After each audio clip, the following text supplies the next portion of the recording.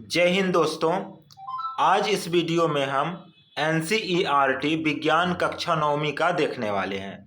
तो कक्षा नौवीं के एनसीईआरटी विज्ञान का पाठ 1 हम देख चुके थे, जिसमें पदार्थ के बारे में अध्ययन किया था। तो उसी कड़ी को आगे बढ़ाते हुए पाठ 2 का वीडियो है ये। और पाठ 2 में क्या है, तो पाठ 2 में है क्या हमारे आसपास के पदार्थ शुद्ध हैं। तो कहा जाए तो पहले पाठ में भी पदार्थ के बारे में था और पाठ 2 में भी पदार्थ के बारे में ही पढ़ेंगे। तो देखिए, सबसे पहले हम शुद्ध पदार्थ को समझते हैं कि आखिर शुद्ध पदार्थ कहते किसे हैं। तो देखिए, समान रासायनिक प्रकृति के पदार्थों को जो एक ही प्रकार के कणों के बने होते हैं शुद्ध पदार्थ कहलाते हैं। मतलब इस प्रकृति में जितने भी पदार्थ हैं तो उसका जो रासायनिक प्रकृति है, ठीक है, तो वो एक ही प्रकार के कणों के यदि बने हैं तो उसको शुद्ध पदार्थ कहेंगे। अब शुद्ध पदार्थ में हम देखते हैं कि क्या क्या हो सकते हैं। तो सबसे पहले इसमें परिभाषा आता है मिश्रण का। तो हम मिश्रण को देखेंगे, मिक्सचर को देखेंगे।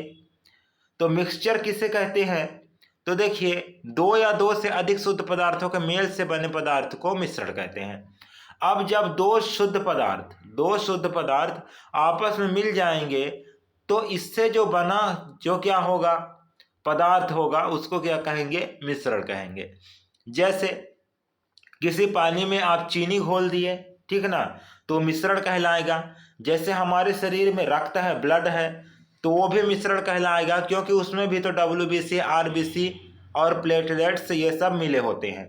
और वायु है, तो देखिए वायु का भी मिश्रण, काफ़ी सारे गैस होते हैं, वो मिक्स होकर बने होते हैं वायु। और अगला क्या है, बालू नमक। तो जो समुद्र किनारे नमक पाया जाता है वो भी कई प्रकार के पदार्थों का मेल है, शुद्ध पदार्थों का। तो मिश्रण आपको समझ में आया होगा। इसके अलावा समुद्र का पानी, इसके अलावा खनिज, मिट्टी आदि सभी मिश्रण के उदाहरण हैं। समुद्र का पानी भी, खनिज भी, मिट्टी आदि भी सभी क्या है, मिश्रण के उदाहरण हैं। देखिए, किसी पदार्थ को अन्य प्रकार के तत्वों में भौतिक प्रक्रम द्वारा अलग नहीं किया जा सकता, ये शुद्ध पदार्थ होते हैं। और जो शुद्ध पदार्थ हैं, ठीक ना, तो उसमें क्या है, जो इनके अन्य प्रकार के जो तत्व हैं, एलिमेंट्स हैं, उनको भौतिक प्रक्रिया द्वारा अलग नहीं किया जा सकता है, क्योंकि ये शुद्ध पदार्थ होते हैं और शुद्ध पदार्थ को अलग नहीं किया जा सकता। जैसे सोडियम क्लोराइड और चीनी, क्या है, सोडियम क्लोराइड और चीनी। तो इतना ही आपको समझ में आया होगा। अब समझते हैं कि एलिमेंट्स क्या होता है, तत्व क्या होता है।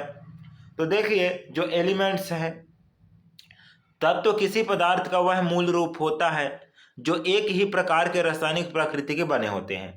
मतलब तत्व जो है वह पदार्थ का मूल रूप होता है जो जिसमें क्या है कि ऐसे तत्व होंगे, ठीक ना, जिसकी रासायनिक प्रकृति एक ही जैसे होगा और जिसे किसी भी भौतिक या रासायनिक प्रक्रम के द्वारा अलग नहीं किया जा सकता।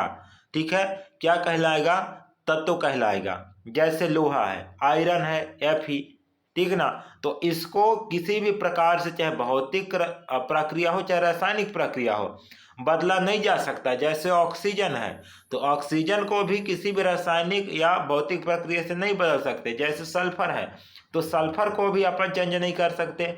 जैसे सोना है, ठीक ना, चांदी है, तो इनको भी अपन चेंज नहीं कर सकते किसी भी भौतिक या रासायनिक प्रक्रिया द्वारा।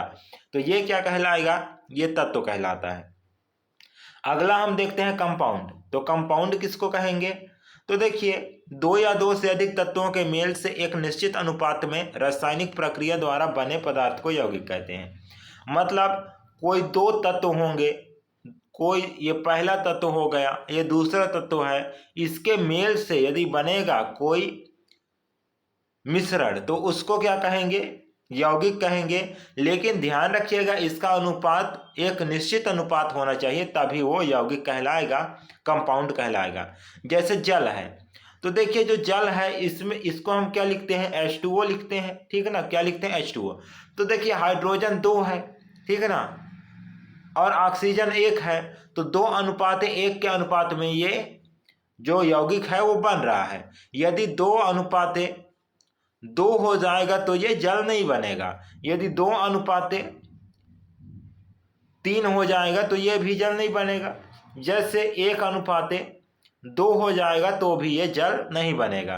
तो ध्यान दीजिएगा, एक निश्चित अनुपात में होगा तभी क्या बनेगा, जल बनेगा। अगला है नमक, चीनी, अल्कोहल एवं कार्बन डाइऑक्साइड आदि यौगिक हैं, ठीक ना। मतलब जितने भी इसमें बनेंगे पदार्थ, ठीक ना, उसका एक निश्चित अनुपात होगा तभी वो यौगिक कहलाएगा, कंपाउंड कहलाएगा। अब अगला हम देखते हैं, अगला देखते हैं समांगी मिश्रण। मिश्रण में भी कौन सा मिश्रण देख रहे हैं, तो समांगी मिश्रण देख रहे हैं। तो क्या होता है समांगी मिश्रण? वह मिश्रण जिसकी बनावट समान हो तथा इसके कणों को अलग अलग नहीं पहचाना जा सके, वो समांगी मिश्रण कहते हैं या कहलाता है, ठीक ना। मतलब ऐसा मिश्रण होना चाहिए जिसका बनावट एक समान हो, इसके कणों को अलग अलग पहचाना ना जा सके, तो उसे क्या कहते हैं, समांगी मिश्रण। जैसे जल का घोल है, ठीक ना, और उसमें नमक हमने मिला दिया। यहाँ पर क्या है, पूरे जल का घोल, और इसमें ऐड कर दिए क्या, NaCl, नमक ऐड कर दिए। तो क्या होगा, ये जब घुल जाएगा तो हम क्या इसको आपस में पहचान सकते हैं, तो बिल्कुल नहीं। तो ये क्या कहलाता है, समांगी मिश्रण, मतलब जल में ही नमक समा गया। अगला है विषमांगी मिश्रण।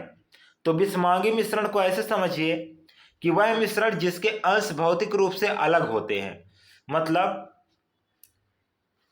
ऐसा मिश्रण जिसमें क्या है, मिले तो होंगे मिश्रण लेकिन दोनों अलग अलग, जिसको पहचाना जा सके और इसके कणों को अलग अलग पहचाना जा सकता है, विषमांगी मिश्रण कहलाता है। जैसे लोहे के बुरादे और बालू का मिश्रण। अब लोहे का बुरादा है और बालू का मिश्रण क्या कर दिए, मिला दिए, तो उसको हम आसानी से पहचान सकते हैं, तो इसको क्या कहेंगे, विषमांगी मिश्रण। अगला देखते हैं विलयन, कि विलयन किसे कहते हैं। तो देखिए 2 या 2 से अधिक पदार्थों के समांगी मिश्रण को विलयन कहते हैं, ठीक है। 2 या 2 से अधिक पदार्थ का जो समांगी मिश्रण होगा उसको क्या कहेंगे, विलयन कहेंगे, ठीक है। अब देखिए जो विलयन है, ठीक है ना, तो विलयन तीनों अवस्थाओं में पाया जाता है। तीनों अवस्थाओं में कैसे पाया जाएगा, जैसे ठोस है तो ठोस का जो मिश्रण है क्या कहलाएगा, मिश्र धातु कहलाएगा। ठोस का मिश्रण क्या कहलाएगा, मिश्र धातु कहलाएगा, ठीक ना। और जो द्रव है, ठीक ना, तो उसका मिश्रण तो हो गई, जैसे नींबू पानी, पानी और नींबू रस, ठीक ना, पानी प्लस नींबू रस, इन दोनों को यदि हम मिला देंगे तो ये विलयन बन जाएगा, ठीक ना। इसके अलावा गैसों का मिश्रण, जैसे वायु, कई सारे गैसों का मिश्रण होता है, तो ये सब क्या है, ये विलयन है, ये सब क्या है, विलयन है। अब देखिए जो विलयन है, ठीक है, तो विलयन के कण समान रूप से वितरित रहते हैं, अर्थात इसके कणों को अलग अलग पहचाना जा सकता है, ठीक ना। विलयन के जो कण हैं वो क्या होंगे, समान रूप से वितरित होते हैं और इसको क्या किया जा सकता है, अलग अलग पहचाना जा सकता है। जैसे नींबू चीनी पानी में एक ही स्वाद होता है, ठीक ना, पहचाना नहीं जा सकेगा। जैसे कोई घोल बना दिए हम, ठीक ना, मान लो शरबत बना दिए, ठीक ना, पानी, उसमें चीनी घोल दिए, अब इसी में हमने क्या डाल दिया, नींबू पानी, ठीक है, इसी में हमने ये नींबू पानी डाल दिया, तो हम इसको नहीं पहचान पाएंगे देखकर, ठीक ना। हाँ, इसको चख कर पहचान सकते हैं, तो इसको क्या कहेंगे, विलयन कहेंगे। तो ये आपको समझ में आया होगा। कक्षा 9वीं विज्ञान का NCERT जिसका नाम था क्या हमारे आसपास के पदार्थ शुद्ध हैं। तो आज के लिए बस इतना ही, फिर मिलेंगे किसी नेक्स्ट वीडियो में नेक्स्ट टॉपिक के साथ। तब तक के लिए धन्यवाद। जय हिंद।